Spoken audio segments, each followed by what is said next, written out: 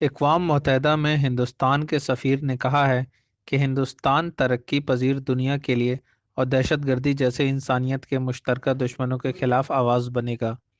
انہوں نے زور دے کر کہا کہ یہ ملک اقوام متحدہ کی سلامتی کونسل پر اپنے عہدے کا استعمال عالمی امن و سلامتی کے معاملات میں انسانی مرکوز اور جامع حل لانے کے لیے کرے گا۔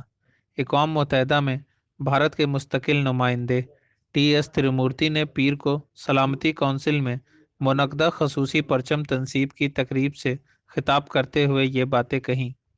خصوصی تقریب کے دوران سلامتی کونسل کے 5 نئے آنے والے غیر مستقل ممبروں کے پرچم لگائے گئے۔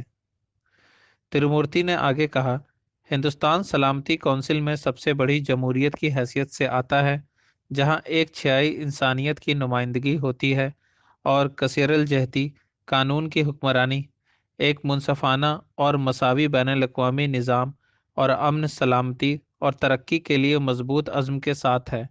ہم کشمیر سے کنیا کماری تک ہم ہمارے جمہوریت، تکثیریت اور بنیادی حقوق کے عزم کے پابند ہونے کے ناطے متحد ہو کر کھڑے ہوں۔ انہوں نے کہا، ہم دہشت گردی جیسے انسانیت کے مشترکہ دشمنوں کے خلاف آواز اٹھانے سے گریز نہیں کریں گے۔ انہوں نے مزید کہا کہ ہندوستان ایک ایسے مثالی کے لیے ہمارے اجتماعی تعاقب کا منتظر ہے جہاں دنیا ایک کنبہ ہے، جسے وسودھیو کٹمبکم بھی کہتے ہیں۔